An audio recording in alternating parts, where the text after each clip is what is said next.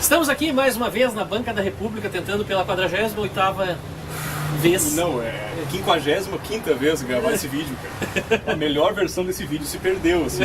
Algum dia vai ter que aparecer como extra de alguma coisa, assim. Vai que sai aí os melhores momentos, os melhores cortes. Mas estamos aqui na Banca da República com o Juliano, pegou o Expresso Canoas, uma noite mal dormida, apenas... Noite não, né? Não, o dia mal dormido. O dia mal dormido. Afinal ele trabalha de noite, como já falamos outras vezes. Muito falou isso. Não, melhor não. Pois é, não vou dizer onde que ele trabalha, mas ele cansa pra caramba, ele dormiu só 2 horas. E viemos aqui trazer para vocês, dando continuidade ao Ned Autores. Sim, porque nós não falamos só de coisas ruins, nós falamos de coisas boas também. Sim, porque vivem falando que a gente é um bando de velho carcomido que não gosta de nada. Principalmente um dos meus 36 primos falaram isso. Uma família extensa. O pessoal lá não tem TV. Dá? Nem rádio também. Não, mas aí como é que eles falam isso? Se não tem TV nem rádio, eles assistem como? Não, eles não tinham. Ah, tá. É pro Rangel isso. Ah, tá bom. Eles são de carro, né? Vamos falar de Mark Waid. Roda a vinheta.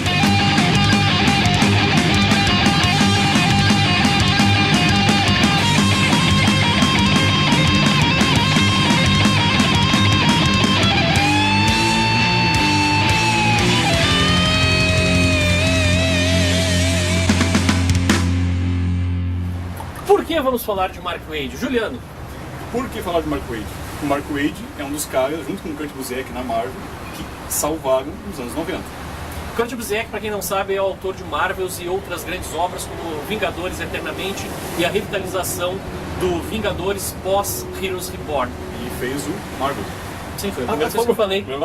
Enfim, mas estamos falando de Mark Waid por quê? Porque Mark Waid, em 1985, teve seu primeiro emprego na DC Comics, onde ele estreou uma história de 8 páginas na Superman Present Section Comics 572, se não me engano, depois me corrijam. E depois disso, ele ganhou notoriedade e virou editor, junto com aquele que seria seu parceiro de longa data em outros títulos, chamado Brian Augustine. Aí eles criaram uma franquia chamada Elseworlds. Elseworlds, que aqui no Brasil saiu como? Túnel do Tempo. O primeiro trabalho deles foi editando, foi o Batman Gotham by Gaslight, que aqui saiu Batman 1889, um conto de Batman. Desenhado pelo Mike Mignola. No Hellboy. Ele viria a ser do Hellboy, mas antes disso ele fez outras coisas. Mas o Mark Waid, ele não teve só essa relevância. A sua maior relevância se deu em 1992, quando ele assumiu um título que já tinha sido revitalizado pelo Mike Baron, depois William Maslow, que redefiniram o personagem do Flash. Sim. Isso é horrível. Pra quem acompanha a série do Flash, muita coisa da série veio do Mark Waid. Né? O Mike Baron e o William Maslow, assim como né? Eles começaram a desenvolver o Wally pós-crise das Infinitas Terras, porque na crise morre o Barry. E o Wally nunca foi tão veloz quanto ele tinha um bloqueio, ele tinha sofrido na época dos Titãs, ele tinha sofrido um acidente, aí ele tinha menos velocidade. Durante a crise, ele sofreu uma injúria, um dano. O raio do anti-injúria vai ser processado. O do anti-monitor, né? Exato, e aí ele diminuiu e perdeu um pouco da velocidade, ele só poderia atingir a velocidade do som. Sim, ele era, ou seja, ele era um... já basta pra nós, né? Mas não chegaria atrasado, sim. Mas ele virou um sub-Flash, né? E embora o Flash da série seja o Barry, a personalidade dele é a do Wally. Porque o Wally é que é bonachão, legal, sim, todo mundo, meio tongão. O Barry era um cara comum que queria chegar em casa só. Ele era um cara certinho demais. O Barry, ele tem o apego dos fãs, mas o Wally teve muito mais histórias legais. Exato. A partir daí, do Mark Waid. Quando ele começou a escrever, ele começou a desenvolver várias mitologias e trouxe esse conceito de speedsters, que são os velocistas. E ele botou uma coisa muito importante que calcou todas as grandes sagas que ele escreveu, chamada Força de Aceleração. Força de Aceleração, tu tá vendo o Flash, a série de novo, eu não olho mais, mas faz parte. Ele, Mark Waid, pegou também. Aí ele, dentro dessa do Flash, ele criou um personagem chamado Impulso, que não serve pra nada. Não pra nada. Mas enfim, ele criou. E aí ele também, junto com o Howard Porter, em 95, ele lançou uma minissérie chamada A Vingança do Submundo, que o nome original é Underworld Unleashed. Sim, que em que ele criou o Neron, que seria praticamente o Mephisto da DC, o diabão. Só que ele foi mal usado. O visual dele é horrível, né? Capa branca e verde com ombreiras. Todo mundo tem ombreira e... Nos 90 não tem ombreira ou... Cabelo mullet. E pochete.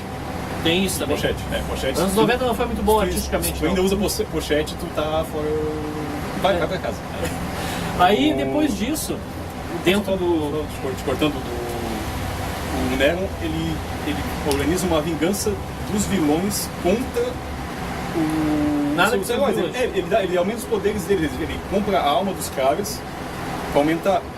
E a parte mais legal é do Coringa, que ele vendeu a alma por uma caixa de charuto. Sabe? É a parte mais legal, assim. No início já...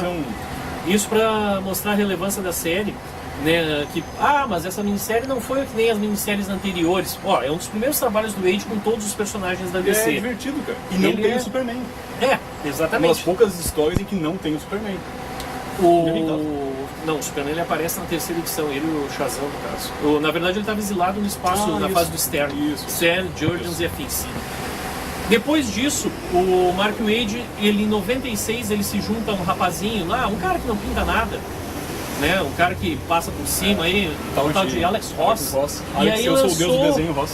Aquele que ele virou a relevância para o futuro dos personagens da DC, que foi incorporado dentro da cronologia, que é o Reino do Amanhã, Kingdom Come. Dentro desse seriado, isso já foi baseado, não é uma história 100% original, porque o Alan Moore tinha escrito uma coisa chamada Crepúsculo dos Super-Heróis, né? Que eram divididos em casas e tal. Mas enfim, ali mostrou os personagens mais grits, assim, né? mais sombrios, anos 80, né? E aproveitou aquela arte realista do Ross e mostrou o futuro negro que eram para os personagens da DC, tanto da Era de Prata quanto da Era Moderna, que era a Sociedade da Justiça e os Super Amigos, digamos assim. A partir dali, o Mark Waid foi jogado ao estrelato. Ele ficou 8 anos no Flash, daí do Flash ele foi para DC, para Marvel, desculpa. Quer falar alguma coisa mais do Reino do Manhã? Quem não conhece? Será que alguém não conhece o Reino do Manhã? Pouco provável, com tantas republicações que já saíram aí. Não vamos focar na não obra, conhece, né? vai atrás, assim, porque é uma das histórias mais importantes dos anos 90, assim, uma das coisas que salvaram. A metade dos anos 90 pra frente. Aquele desenho da Liga da Justiça em que o Capitão Marvel, Shazam, enfrenta o Superman, muito é baseado no ápice da história. Sim. Mas a história é melhor, o desenho é bom. É bom. É legal no desenho da Liga, quando isso acontece. Da Liga. Porque tem o desenho do Shazam versus e o Adão Negro, para não confundir. Falando do desenho da Liga. A partir dali, o Wade ele foi convidado para ir para a Marvel no meio dos anos 90, após sua saída da DC. Ele tinha essa pegada clássica de resgatar o que importa. Exato.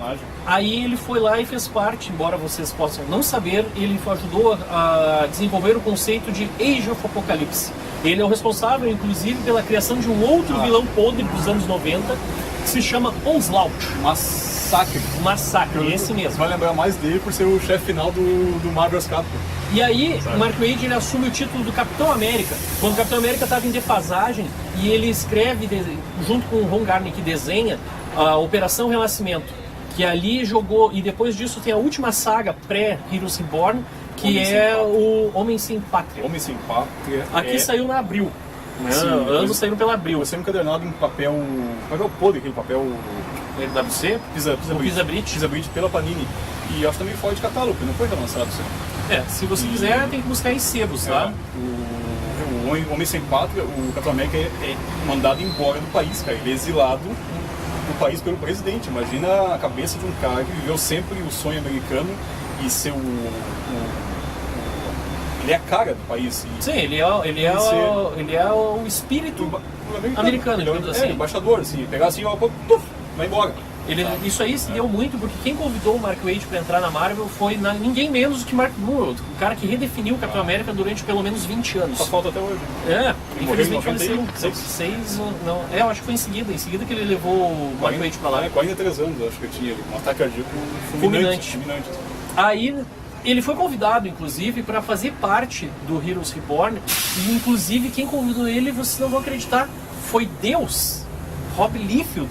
Mas daí ele pegou e disse assim, tá, legal essa tua ideia, mas toca sozinho, então que eu acho que tem futuro, velho. Tem futuro. Caso não saiba, tem um vídeo nosso falando sobre maus desenhistas, que o primeiro é o Rob Liefeld, o cara do... o Capitão América. Depois disso, pós o Heroes Reborn, volta todos os heróis, Ao seu normal. os 4 títulos, né, voltam a ser publicados, e o Mark Waid escreve o Capitão América por mais 30 edições. E ele começa com o Ron Garney, e daí depois vai tendo uma miscelânea de desenhistas e tal. Paralelo a isso, ele também escreveu o Khazar durante 13 edições, se não me essa engano, parte não peguei. junto com o Andy Kubert. Então, a partir dali, deu uma certa meio queda e tal, e ele meio que volta para DC. Não, mentira, ele faz com o Gorilla, junto com o Kurt Busiek e outros artistas, onde ele lança o Empire.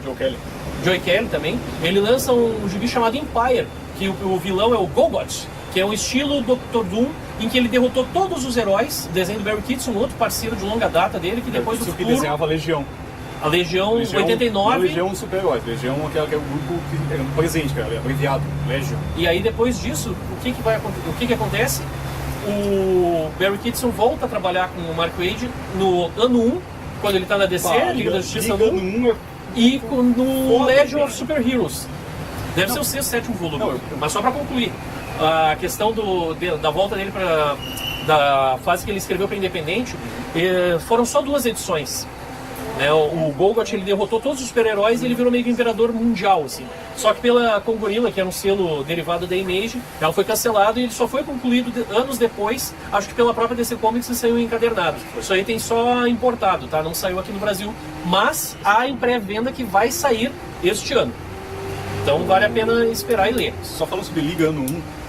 Liga Ano 1 é uma das histórias mais legais de... A origem da Liga da Justiça muda a cada estação, né? E a Liga Ano 1 é uma das... Cara, ele pegou todo mundo ali, fez uns diálogos, assim, eles se conhecendo, cara. Eu achei até o Aquaman legal ali. Cara, ele não gosta do Aquaman. Não, ele viu... que ele vive embaixo d'água. E a água não só se propaga melhor embaixo d'água, correto? Sim. Volta e meia eles falam pra ele, fala mais alto! Fala mais alto! Isso quer dizer que tu é o Aquaman. Tu tem problemas pra gente te ouvir? Pode ser. Pode ser. Não, Por que eles revitalizaram isso? Eles pegaram e fizeram as novas origens, que eles tinham que dar uma modernizada. O ano 1 fez tanto sucesso que foi possível ele pegar e fazer uma coisa que ele sempre quis, que era contar a sua versão da história do Super-Homem. E aí ele fez Superman Birthright, que foi utilizado um pedaço no Man of Steel, e aqui no Brasil saiu como Legado das Estrelas pela Panini em 6 partes, e vai sair encadernado agora pela coleção da Eagle Moss. A partir dali ele volta, muito bom, Daniel Francis Yu desenha. Eu fiquei meio assim por causa daquela pegada época do Smallville, né? Eu não gostava, assim, fiquei meio assim... Não, mas muita coisa que foi utilizada ali, Foi um pré-conceito meu, assim. Mais uma vez ele pega e sai da DC, aí ele vai para Cross Gen, onde ele escreve o título Ruse, que fala sobre as aventuras de um detetive chamado Arkard, e desenhado, se não me engano, não é é o Butch Guice que desenha. Butch Guice, que outros conheciam eles antes como Jackson Guice, que desenhou o Flash também. Com o Mike Baron. Aí ele volta para as Majors, ele ficou um tempo meio fora, assim e tal. O período na Cross Gen foi catastrófico, né? Dizer que o cara, o dono da Cross Gen é filho da puta, assim. Não, ele fez todo mundo se mudar pra Tampa. Né? Abandonem todas as suas famílias e tal, vai ter um conglomerado aqui de casas, vocês vão tudo morar no meu condomínio. E a Cross Gen faliu, mas o projeto era legal. Ele volta, e nisso ele volta já pra Independente, pra Image, onde ele faz Irredeemable e o Irrepreensível. Não, o Irredeemable, que é imperdoável no Brasil. Saiu só uma edição pela Devir. Devir é filho da puta. Dá pra falar isso. Agora tu já falou. Não, depois corta. A Devir é pi. Enfim. Foi Irredeemable e depois tem que são 3 volumes. E 4 volumes e daí tem a continuação. E tem um que é focado no vilão, que é o nome. Irrepreensível. Não é algo assim. É um Irredeemable e o outro... O Irredeemable, cara, eu imagino o Superman resolvendo destruir o mundo, tá? Mais uma vez ele trazendo o vilão como protagonista de sua história. Aí ele volta pra Marvel. Quando ele volta pra Marvel, ele escreve Quarteto Fantástico, né, onde ele pega e briga com o Bill Gemas quando ele está escrevendo.